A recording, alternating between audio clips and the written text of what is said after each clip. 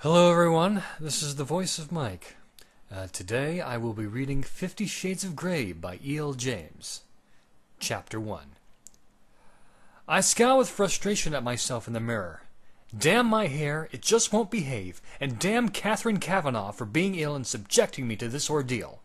I should be studying for my final exams, which are next week, yet here I am trying to brush my hair into submission. I must not sleep with it wet, I must not sleep with it wet. Reciting this mantra several times, I attempt, once more, to bring it under control with the brush. I roll my eyes in exasperation and gaze at the pale, brown-haired girl with blue eyes too big for her face staring back at me, and give up. My only option is to restrain my wayward hair in a ponytail and hope that I look semi-presentable. Kate is my roommate, and she has chosen today of all days to succumb to the flu. Therefore, she cannot attend the interview she'd arranged to do with some mega-industrialist tycoon I've never heard of for the student newspaper. So I have been volunteered. I have final exams to cram for and one essay to finish, and I'm supposed to be working this afternoon, but no! Today I have to drive 165 miles to downtown Seattle in order to meet the enigmatic CEO of Gray Enterprises Holdings Incorporated. As an exceptional entrepreneur and major benefactor of our university, his time is extraordinarily precious. Much more precious than mine, but he has granted Kate an interview. A real coup, she tells me. Damn her extracurricular activities. Kate is huddled on the couch in the living room. Anna, I'm sorry. It took me 9 months to get this interview. It will take another 6 to reschedule, and we'll both have graduated by then. As the editor, I can't blow this off. Please, Kate begs me in a rasping, sore-throat voice. How does she do it? Even ill, she looks gammon and gorgeous, strawberry blonde hair in place and green eyes bright, although now red-rimmed and runny. I ignore my pain of unwelcome sympathy. Of course I'll go, Kate. You should get back to bed. Would you like some NyQuil or Tylenol? NyQuil, please. Here are the questions in my digital recorder. Just press record here. Make notes. I'll transcribe it all. I know nothing about him, I murmur, trying and failing to suppress my rising panic. The questions will see you through. Go. It's a long drive. I don't want you to be late. Okay, I'm going. Get back to bed. I made you some soup to heat up later. I stare at her fondly. Only for you, Kate, would I do this. I will. Good luck, and thanks, Anna. As usual, you're my lifesaver. Gathering my backpack, I smile wryly at her, then head out the door to the car. I cannot believe I have let Kate talk me into this. But then Kate can talk anyone into anything. She'll make an exceptional journalist. She's articulate, strong, persuasive, argumentative, beautiful, and she's my dearest, dearest friend. The roads are clear as I set off from Vancouver, Washington toward Interstate 5. It's early, and I don't have to be in Seattle until 2 this afternoon. Fortunately, Kate has lent me her sporty Mercedes CLK. I'm not sure Wanda, my old VW Beetle, would make the journey in time. Oh, the Merc is a fun drive, and the miles slip away as I hit the pedal to the metal. My destination is the headquarters of Mr. Gray's global enterprise. It's a huge 20-story office building, all curved glass and steel, an architect's utilitarian fantasy, with Gray House written discreetly in steel over the glass front doors. It's 1:45 when I arrive, greatly relieved that I'm not late as I walk into the enormous, and frankly intimidating, glass, steel, and white sandstone lobby. Behind the solid sandstone desk, a very attractive, groomed, blonde young woman smiles pleasantly at me. She's wearing the sharpest charcoal suit jacket and white shirt I have ever seen. She looks immaculate. I'm here to see Mr. Gray. Anastasia Steele for Catherine Kavanagh. Excuse me 1 moment, Miss Steele. She arches her eyebrow as I stand self-consciously before her. I'm beginning to wish I'd borrowed one of Kate's formal blazers rather than worn my navy blue jacket. I have made an effort and worn my one and only skirt, my sensible brown knee-length boots, and a blue sweater. For me, this is smart. I tuck one of the escaped tendrils of my hair behind my ear as I pretend she doesn't intimidate me. Miss Kavanagh is expected. Please sign in here, Miss Steele. You'll want the last elevator on the right. Press for the 20th floor. She smiles kindly at me, amused no doubt, as I sign in. She hands me a security pass that has visitor very firmly stamped on the front. I can't help my smirk. Surely it's obvious that I'm just visiting. I don't fit in here at all. Nothing changes. I inwardly sigh. Thanking her, I walk over to the bank of elevators and past two security men who are both far more smartly dressed than I am in their well-cut black suits. The elevator whisks me at terminal velocity to the 20th floor.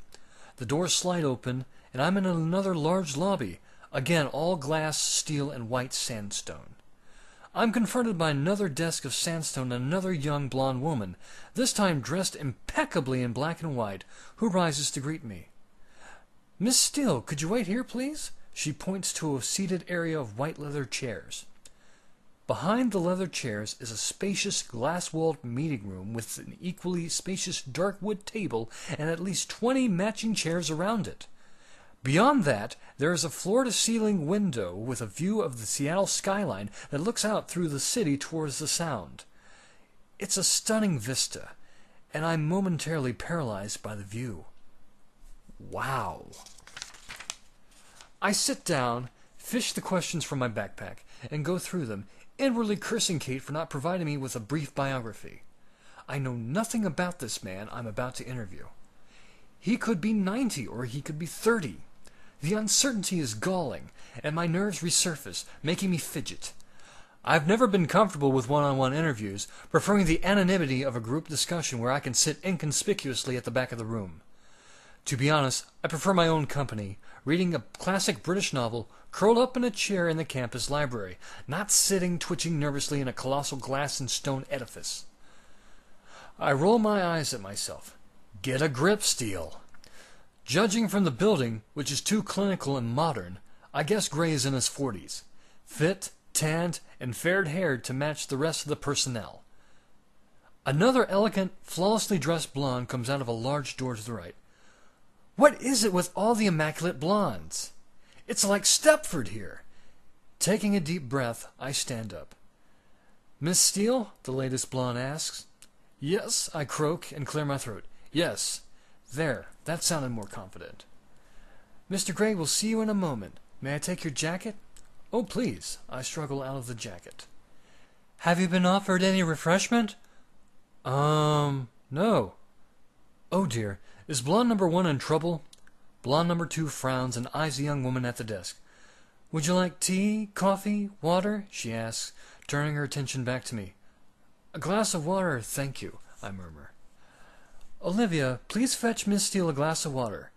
Her voice is stern. Olivia scoots up and scurries to a door on the other side of the foyer. "My apologies, Miss Steele. Olivia is our new intern. Please be seated. Mr. Gray will be another 5 minutes." Olivia returns with a glass of iced water. "Here you go, Miss Steele." "Thank you." Blonde number 2 marches over to the large desk, her heels clicking and echoing on the sandstone floor. She sits down, and they both continue their work. Perhaps Mr. Gray insists on all his employees being blonde.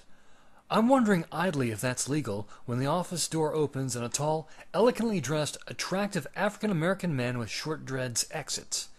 I have definitely worn the wrong clothes. He turns and says through the door, "Golf this week, Gray?" I don't hear the reply. He turns, sees me, and smiles, his dark eyes crinkling at the corners. Olivia has jumped up and called the elevator. She seems to excel at jumping from her seat. She's more nervous than me. "Good afternoon, ladies," he says as he departs through the sliding door. "Mr. Gray will see you now, Miss Steele. Do go through," blonde number 2 says. I stand rather shakily, trying to suppress my nerves. Gathering up my backpack, I abandon my glass of water and make my way to the partially open door. "You don't need to knock, just go in," she smiles kindly. I push open the door and stumble through, tripping over my own feet and falling head-first into the office. Double crap! Me and my 2 left feet! I'm on my hands and knees in the doorway to Mr. Gray's office, and gentle hands are around me, helping me to stand. I am so embarrassed. Damn my clumsiness. I have to steel myself to glance up. Holy cow! He's so young. "Miss Kavanagh," He extends a long finger hand to me once I'm upright. "I'm Christian Grey. Are you all right? Would you like to sit?" So young and attractive. Very attractive. He's tall, dressed in a fine gray suit, white shirt, and black tie with unruly dark copper-colored hair and intense, bright gray eyes that regard me shrewdly. It takes a moment for me to find my voice. Actually, I mutter, if this guy is over 30, then I'm a monkey's uncle. In a daze, I place my hand in his and we shake. As our fingers touch, I feel an odd, exhilarating shiver run through me. I withdraw my hand hastily, embarrassed. Must be static. I blink rapidly, my eyelids matching my heart rate. "Miss Kavanagh is indisposed, so she sent me. I hope you don't mind, Mr. Grey." "And you are?" His voice is warm, possibly amused, but it's difficult to tell from his impassive expression. He looks mildly interested, but above all, polite. "Anastasia Steele. I'm studying English literature with Kate, Catherine, Miss Kavanagh, at WSU Vancouver." "I see," he says simply. I think I see the ghost of a smile in his expression, but I'm not sure. "Would you like to sit?" He waves me toward an L-shaped white leather couch. His office is way too big for just one man. In front of the floor-to-ceiling windows, there's a modern dark wood desk that 6 people could comfortably eat around. It matches the coffee table by the couch. Everything else is white. Ceiling, floors, and walls, except for the wall by the door where a mosaic of small paintings hang, 36 of them arranged in a square. They are exquisite. A series of mundane, forgotten objects painted in such precise detail they look like photographs. Displayed together, they are breathtaking. "A local artist, Troughton," says Grey when he catches my gaze. "They're lovely. Raising the ordinary to extraordinary," I murmur, distracted both by him and the paintings. He cocks his head to one side and regards me intently. "I couldn't agree more, Miss Steele," he replies, his voice soft, and for some inexplicable reason I find myself blushing. Apart from the paintings, the rest of the office is cold, clean, and clinical. I wonder if it reflects the personality of the Adonis who sinks gracefully into one of the white leather chairs opposite me. I shake my head, disturbed at the direction of my thoughts, and retrieve Kate's questions from my backpack. Next, I set up the digital recorder and am all fingers and thumbs, dropping it twice on the coffee table in front of me. Mr. Grey says nothing, waiting patiently, I hope, as I become increasingly embarrassed and flustered. When I pluck up the courage to look at him, he's watching me, one hand relaxed in his lap and the other cupping his chin and trailing his long index finger across his lips. I think he's trying to suppress a smile. Sorry, I stutter. I'm not used to this." "Take all the time you need, Miss Steele," he says. "Do you mind if I record your answers?" "After you've taken so much trouble to set a recorder, you ask me now?" I flush. He's teasing me? I hope. I blink at him, unsure what to say, and I think he takes pity on me because he relents. "No, I don't mind." "Did Kate, Miss Kavanagh, explain what the interview was for?" "Yes, to appear in the graduation issue of the student newspaper, as I shall be conferring the degrees at this year's graduation ceremony." "Oh! This is news to me, and I'm temporarily preoccupied by the thought that someone not much older than me, okay, maybe 6 years or so, and okay, mega successful, but still, is going to present me with my degree." I frown, dragging my wayward attention back to the task at hand. "Good," I swallow nervously. "I have some questions, Mr. Grey." I smooth a stray lock of hair behind my ear. "I thought you might," he says, deadpan. He's laughing at me. My cheeks heat at the realization, and I sit up and square my shoulders in an attempt to look taller and more intimidating. Pressing the start button on the recorder, I try to look professional. "You're very young to have amassed such an empire. To what do you owe your success? I glance up at him. His smile is rueful, but he looks vaguely disappointed. Business is all about people, Miss Steele, and I'm very good at judging people. I know how they tick, what makes them flourish, what doesn't, what inspires them, and how to incentivize them. I employ an exceptional team, and I reward them well. He pauses and fixes me with his gray stare. My belief is, to achieve success in any scheme, one has to make oneself master of that scheme, know it inside and out, know every detail. I work hard, very hard, to do that. I make decisions based on logic and facts. I have a natural gut instinct and can spot and nurture a good solid idea and good people. The bottom line is it's always down to good people. Maybe you're just lucky. This isn't on Kate's list, but he's so arrogant. His eyes flare momentarily in surprise. I don't subscribe to luck or chance, Miss Steele. The harder I work, the more luck I seem to have. It really is all about having the right people on your team and directing their energies accordingly. I think it was Harvey Firestone who said, "The growth and development of people is the highest calling of leadership." You sound like a control freak. The words are out of my mouth before I can stop them. "Oh, I exercise control in all things, Miss Steele," he says without a trace of humor in his smile. I look at him, and he holds my gaze steadily, impassive. My heartbeat quickens, and my face flushes again. Why does he have such an unnerving effect on me? His overwhelming good looks, maybe? The way his eyes blaze at me? The way he strokes his index finger against his lower lip? I wish he'd stop doing that. Besides, immense power is acquired by assuring yourself in your secret reveries that you were born to control things, he continues, his voice soft. Do you feel that you have an immense power? Control freak. I employ over 40,000 people, Miss Steele. That gives me a certain sense of responsibility. Power, if you will. If I were to decide I was no longer interested in the telecommunications business and sell, 20,000 people would struggle to make their mortgage payments after a month or so. My mouth drops open. I am staggered by his lack of humility. Don't you have a board to answer to? I ask, disgusted. I own my company. I don't have to answer to a board. He raises an eyebrow at me. Of course, I would know this if I had done some research, but holy crap, he's arrogant. I change tack. And do you have any interests outside your work? I have varied interests, Miss Steele. A ghost of a smile touches his lips. Very varied. And for some reason, I'm confounded and heated by his steady gaze. His eyes are alight with some wicked thought. But if you work so hard, what do you do to chill out? Chill out? He smiles, revealing perfect white teeth.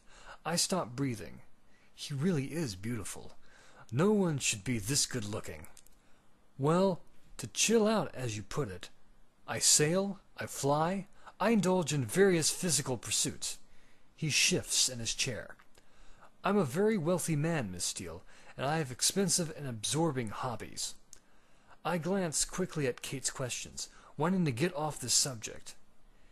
You invest in manufacturing. Why specifically? I ask. Why does he make me so uncomfortable? I like to build things. I like to know how things work, what makes things tick, how to construct and deconstruct. And I have a love of ships, what can I say? That sounds like your heart talking rather than logic and facts. His mouth quirks up, and he stares appraisingly at me. Possibly, though there are people who'd say I don't have a heart. Why would they say that? Because they know me well. His lip curls in a wry smile.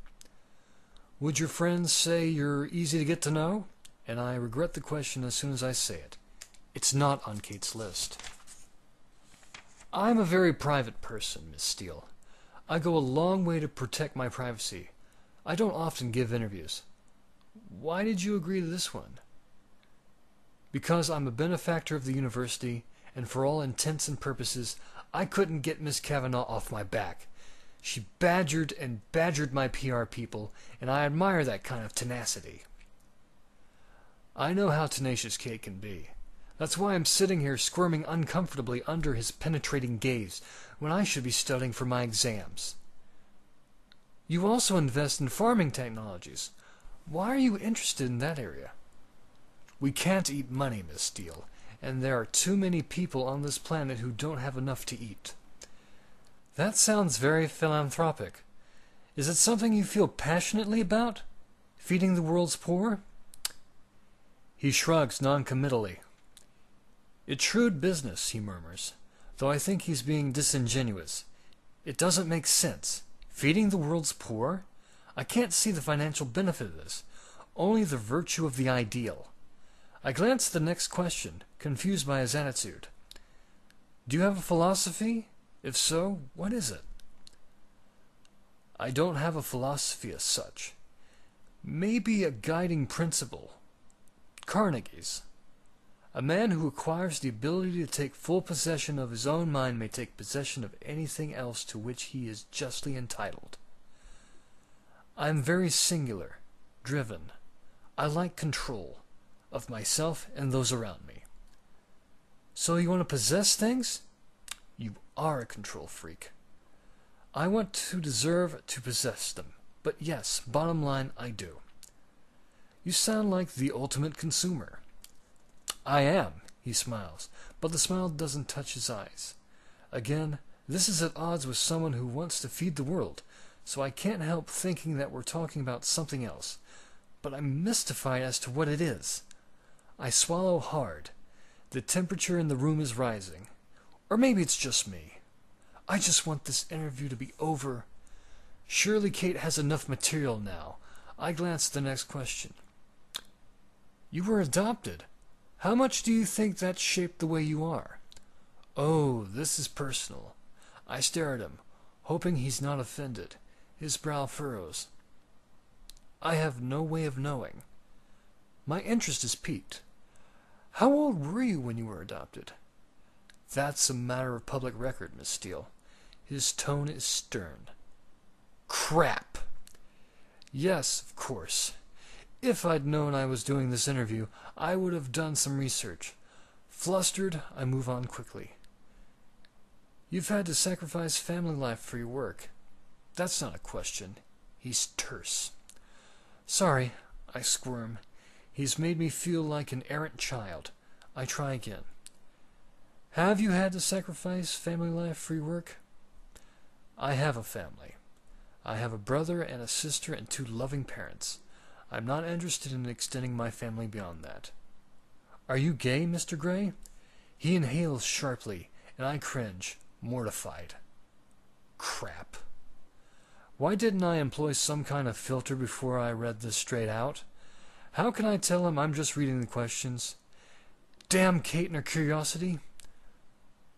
No, Anastasia, I'm not. He raises his eyebrows, a cool gleam in his eyes. He does not look pleased. I apologize. It's, written here. It's the first time he's said my name. My heartbeat has accelerated, and my cheeks are heating up again. Nervously, I tuck my loosened hair behind my ear. He cocks his head to one side. These aren't your own questions? The blood drains from my head. No. Kate, Miss Kavanaugh. She compiled the questions.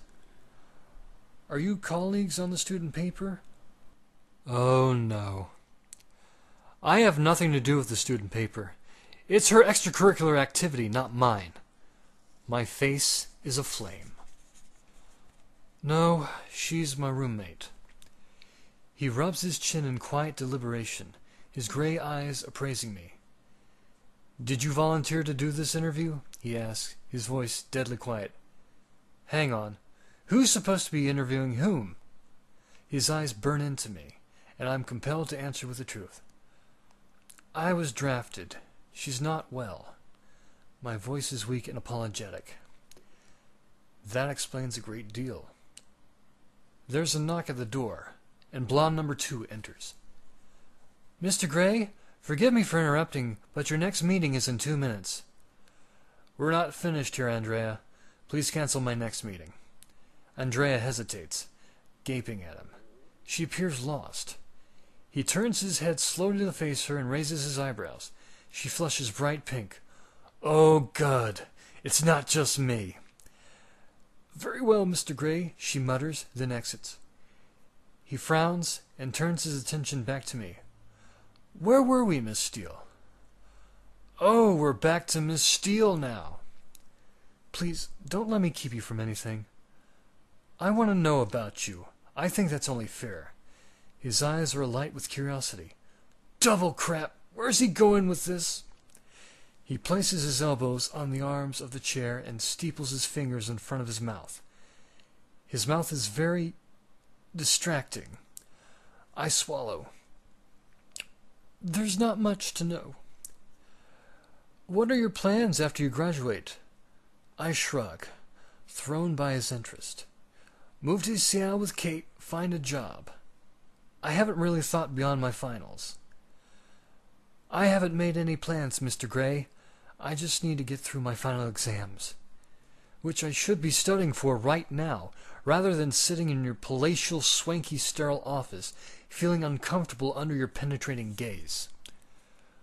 We run an excellent internship program here, he says quietly. I raise my eyebrows in surprise. Is he offering me a job? Oh, I'll bear that in mind, I murmur, confounded. Though I'm not sure I'd fit in here. Oh, no, I'm musing out loud again. Why do you say that? He tilts his head to one side, intrigued, a hint of a smile playing on his lips. It's obvious, isn't it? I'm uncoordinated, scruffy, and I'm not blonde. Not to me. His gaze is intense, all humor gone, and strange muscles deep in my belly clench suddenly. I tear my eyes away from his scrutiny and stare blindly down at my knotted fingers. What's going on? I have to go. Now. I lean forward to retrieve the recorder. Would you like me to show you around? He asks. I'm sure you're far too busy, Mr. Gray, and I do have a long drive. You're driving back to Vancouver? He sounds surprised, anxious even. He glances out of the window. It's begun to rain. Well, you'd better drive carefully. His tone is stern, authoritative. Why should he care? Did you get everything you need? He adds. Yes, sir, I reply, packing the recorder into my backpack. His eyes narrow, speculatively. Thank you for the interview, Mr. Gray. The pleasure's been all mine, he says, polite as ever. As I rise, he stands and holds out his hand. Until we meet again, Miss Steele. And it sounds like a challenge, or threat, I'm not sure which. I frown. When will we ever meet again? I shake his hand once more, astounded that that odd current between us is still there. It must be my nerves. Mr. Gray? I nod at him, moving with lithe, athletic grace to the door. He opens it wide. Just ensuring you make it through the door, Miss Steele. He gives me a small smile. Obviously, he's referring to my earlier less-than-elegant entry into his office. I blush.